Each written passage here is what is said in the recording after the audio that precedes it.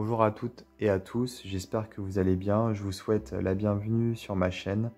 Alors aujourd'hui je vous retrouve pour vous présenter le dernier livre d'Alexis Tournier, paru aux éditions Erol, le grand livre de la divination et des arts divinatoires.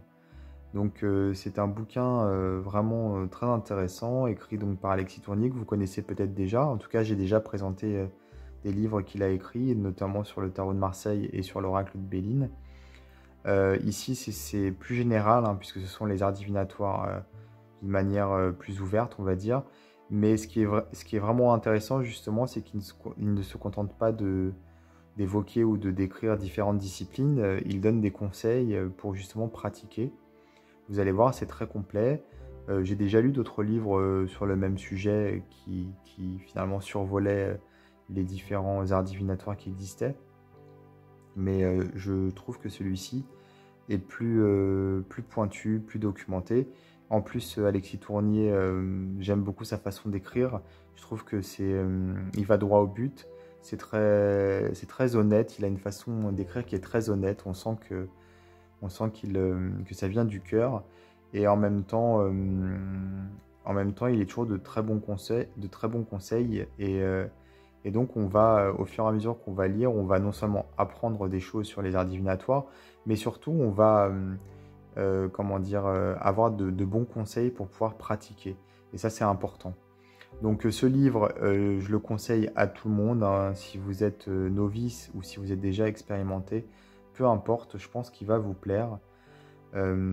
C'est un gros bouquin et on sent qu'il est documenté, qu'il y a de la recherche. Je pense que il a dû...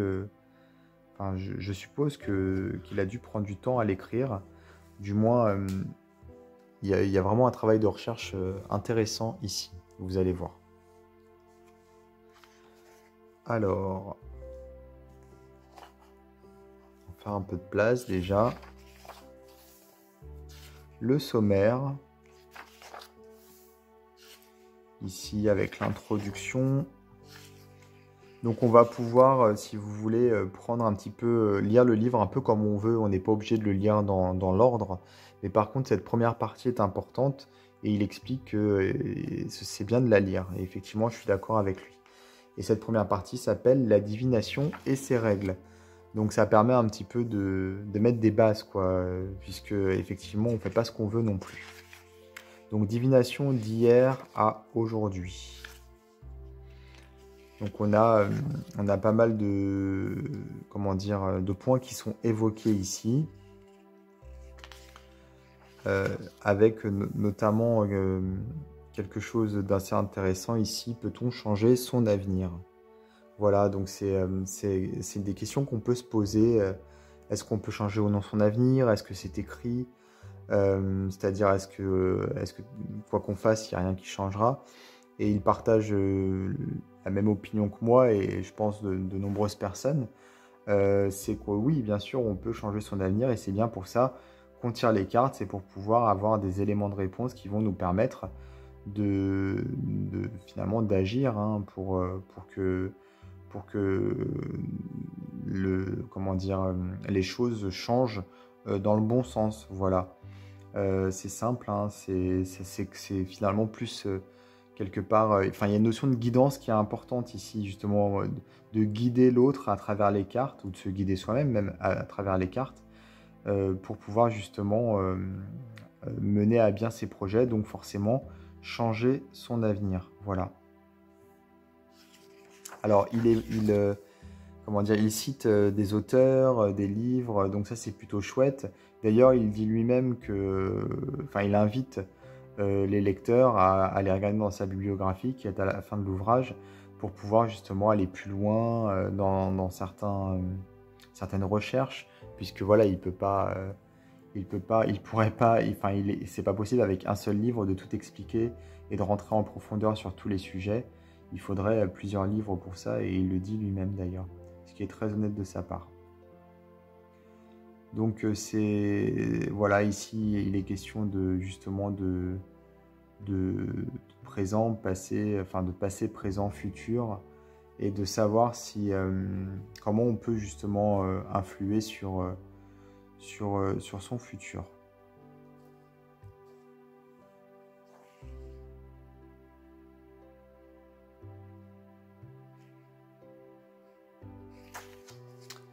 Ensuite, ici, divination et synchronicité. Je pense que ça doit vous parler, ça, hein, les synchronicités.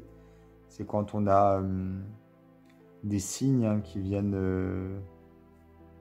de nos guides, par exemple, ou je ne sais d'où, ça dépend de vos croyances. Mais en tout cas, on va avoir des signes qui vont finalement nous parler, quoi, nous montrer la voie, ou du moins mettre l'accent sur quelque chose de précis. La divination de plus en plus populaire, effectivement. Alors, technique de questionnement et pratique divinatoire simple. Donc là, c'est vraiment très intéressant. Dès le début, on est à la page 17. C'est par rapport à comment poser la question correctement.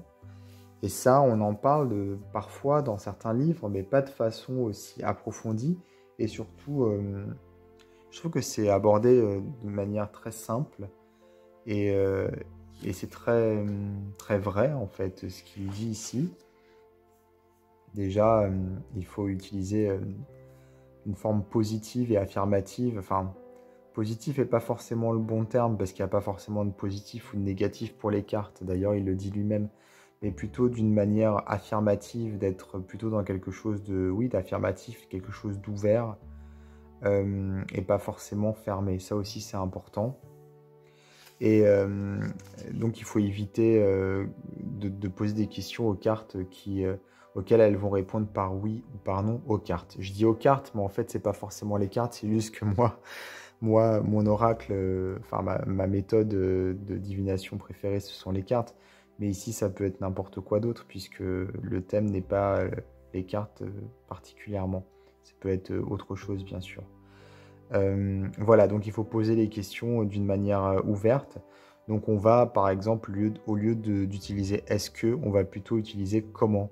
Comment va évoluer, par exemple, ma situation au travail, plutôt que « est-ce que je vais obtenir une augmentation ». Voilà.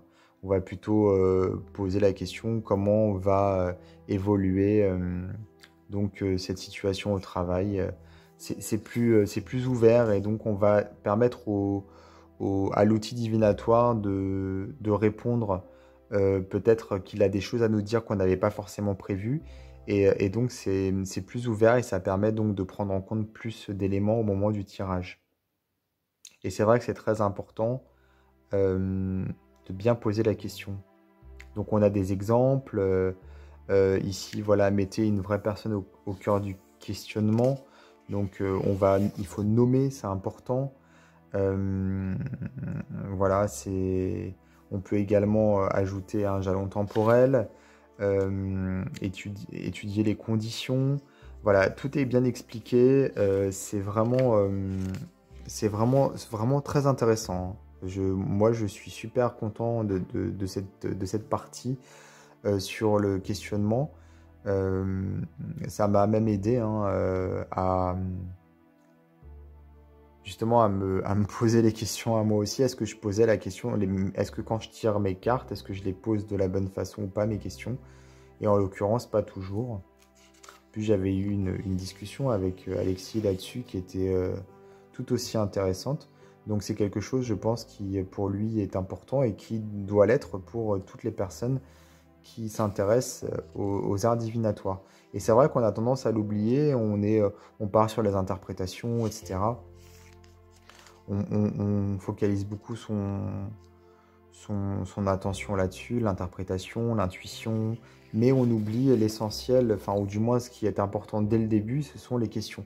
Et là, on va avoir justement plein d'exemples de comment formuler les questions. Ça, c'est vraiment, vraiment chouette. Le tirage en croix ici. Répondre par oui ou par non, puisque c'est possible, hein, bien sûr, même si c'est pas forcément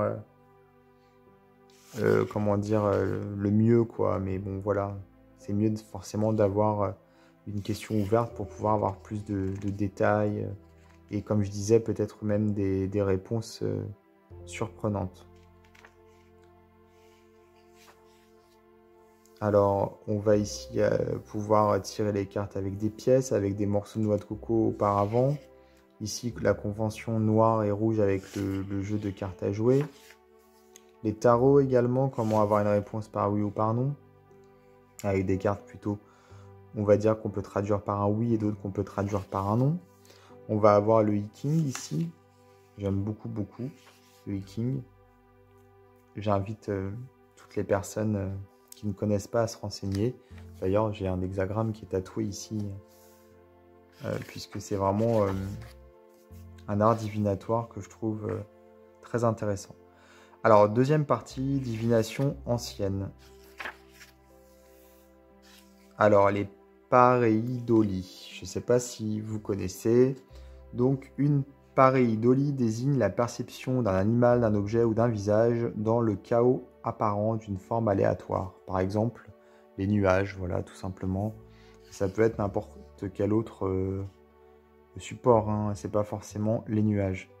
Donc, ce sont un petit peu, si vous voulez, des illusions d'optique, hein, que notre cerveau va interpréter. Mais justement, pourquoi on va s'attarder sur certaines images plutôt que d'autres? Pourquoi nous, on va voir certaines images alors que notre voisin va en voir d'autres? Donc forcément, il y a des messages qui peuvent être transmis, un côté intuitif qui va être différent d'une personne à l'autre. Donc c'est ça qui est intéressant. Et ici, on a donc différents exemples avec des visages, avec les émotions possibles.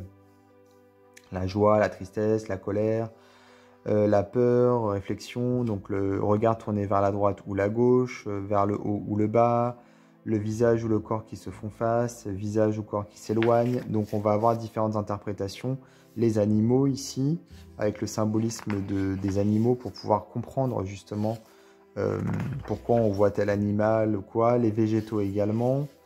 Donc vous voyez, on a des clés d'interprétation et c'est ça qui est chouette. Les véhicules, les objets concrets, les éléments symboliques. Voilà. Ensuite, les procédés divinatoires antiques. Donc voilà, on en avait beaucoup. Donc la néphomancie, ce sont les nuages, avec leurs déplacements, les couleurs, l'épaisseur, les déformations. Il explique comment faire justement, comment ça se passe en fait, comment finalement on pratique. Et ici, à vous de jouer avec comment procéder. La première réponse, représentation de la situation actuelle. La seconde réponse, la perspective d'évolution. Enfin bon, il faut lire et du coup, tout est bien expliqué pour justement tenter. En fait, on tente, on voit si ça nous parle ou pas. Puis si ça nous parle pas, on passe à une autre façon de prédire l'avenir, quoi. La botanomancie, donc ce sont les arbres, les branches et les feuillages. Donc comment interpréter ceci? Voilà, on va aller faire une balade et on va avoir peut-être un arbre sur lequel on va tilter plus qu'un autre. Et ici, on va avoir des clés d'interprétation pour pouvoir comprendre les messages de cet arbre en fonction des mouvements, en fonction des branchages, des feuillages. Et puis ici, pareil, à vous de jouer avec des méthodes. Le vol des oiseaux également, pareil, avec les déplacements, les bruits, etc. La pyromancie avec le feu, donc par exemple une bougie ou alors un feu de joie, un feu de cheminée, avec toujours à vous de jouer et la méthode. Mais les méthodes sont toujours différentes hein, en fonction des pratiques et enfin ils proposent des méthodes différentes à chaque fois, donc c'est chouette, vraiment. Capnomancie, divination par la fumée de feu ou d'encens, en fonction toujours voilà comment dire comment la fumée se déplace, etc. Ici le plomb et la cire fondue, donc pour les bougies par exemple. Bien sûr, on va se servir de ce qu'il explique là, mais on va se servir également comment dire, des pareiodolies qu'on voit. Donc pour ça, on va regarder ici toute la partie avec tout le symbolisme. Par exemple, si jamais vous voyez un chien dans votre cire fondue, vous allez regarder pour le chien, qu'est-ce que Alexis propose. Et ici, en plus, on a d'autres éléments avec à vous de jouer, etc. Donc ici, au 19e siècle, on a l'encre, le café et le thé. Je pense que ça va vous parler un peu plus, hein, puisque c'est un peu plus connu. Et donc, on a les méthodes, ici, avec les formes géométriques qui sont expliquées. Moi, c'est quelque chose que je ne maîtrise pas du tout. Ça ne m'intéresse pas tellement, en fait. mais j'ai trouvé ça quand même bien documenté. Voilà. D'ailleurs, on le sait, hein, les tâches, les formes sont utilisées même au jour d'aujourd'hui en psychologie. Vous savez, le test, je ne sais pas comment ça se prononce, mais je crois que c'est au Rosard. Les tests je crois que c'est au Rosard qu'on dit. Je sais pas, c'est un nom, je pense qu'il est allemand. Mais bon, voilà, on peut donc, vous devez connaître, ça rappelle effectivement l'anchromancie. Enfin, c'est de l'anchromancie presque. Sauf que c'est pas pour prédire l'avenir, c'est pour rentrer dans l'esprit de la personne. Alors, la géomancie également.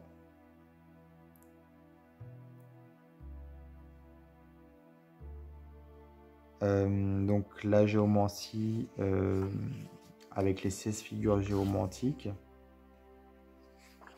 Quelquefois, la géomancie me fait un peu penser au Viking. C'est un peu ça, hein, c'est le Viking occidental.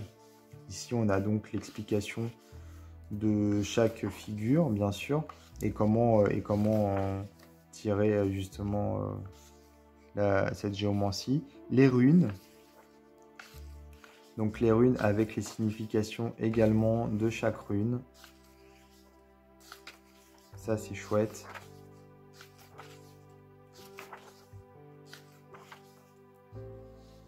Kibomancie avec les dés. Pour le coup, ça, je connaissais pas tellement. J'ai trouvé ça vraiment sympa également, puisque on peut pratiquer facilement. Et nous avons ici la cartomancie, bien sûr, avec le tarot de Marseille, son origine, les 22 arcanes majeures et les significations des 22 lames majeures, justement, avec la représentation ici, donc avec la situation, la personne, le conseil, la direction où vont prendre les choses, en fait, hein, voilà. Et bien sûr, au préalable, un texte qui explique la carte, hein. Donc on a donc ici les arcanes majeures du tarot de Marseille qui sont expliquées une par une. Et ici les cartes mineures. On parle du Rider-Waite-Smith notamment.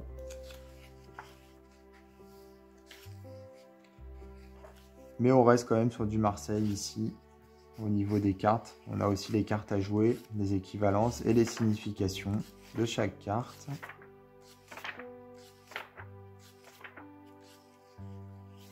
Les tirages.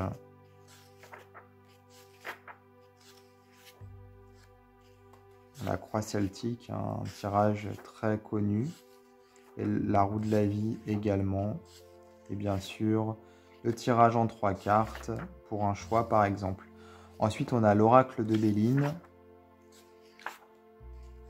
Très intéressant également, vous devez sûrement le connaître, puisque si vous êtes sur cette chaîne, c'est que forcément les cartes vous intéressent.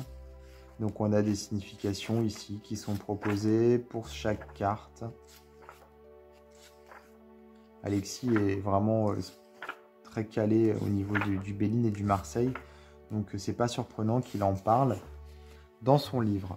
Des vieux tarots aux oracles contemporains. Donc ça, c'est plutôt pas mal. Donc on a le tarot de Mademoiselle Lenormand, ici, qui est très intéressant et assez complexe, hein, à interpréter. Le tarot d'Oswald Worth, qui est connu également.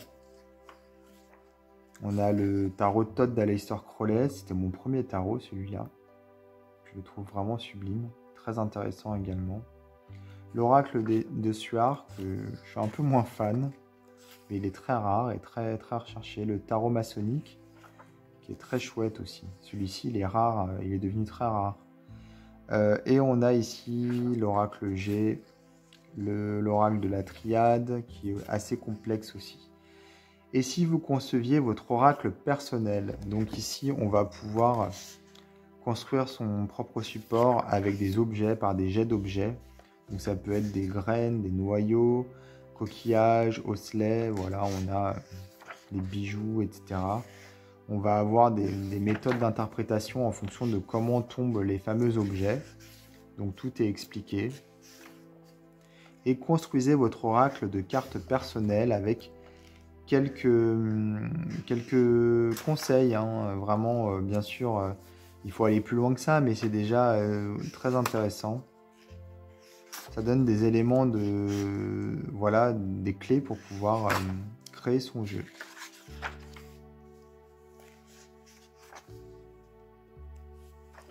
Conclusion et bibliographie.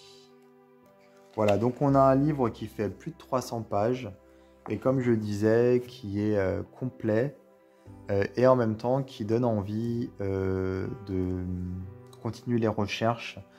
C'est ça qui est chouette, c'est qu'il donne envie d'aller plus loin. Même s'il a déjà beaucoup d'infos, enfin il propose déjà beaucoup d'éléments de réponse. Donc c'est paru aux éditions Erol. Je vais vous mettre dans la description de ma vidéo un lien vers le site de l'éditeur. Comme ça, si vous voulez vous procurer le livre, ce sera plus simple. Vous aurez juste à cliquer. En tout cas, j'espère que cette vidéo vous aura plu. C'est vraiment un très bon livre que je conseille, comme je disais en début de vidéo, à tout le monde, que ce soit les débutants ou alors les personnes qui ont déjà un pied dans la divination. Et voilà, je vous invite à vous abonner à ma chaîne, à activer les notifications et je vous dis à bientôt pour d'autres vidéos.